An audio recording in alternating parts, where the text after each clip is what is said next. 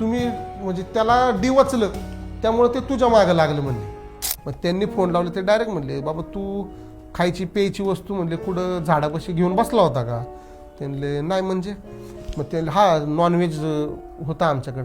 नाही म्हणले अजून काय होतं तुमच्याबरोबर. मग त्यांनी माझ्यावर ढकलून दिलं हा माझा मित्र घेत होता. ठीक आहे म्हणले मित्राने घेऊन दे तू घेऊन दे.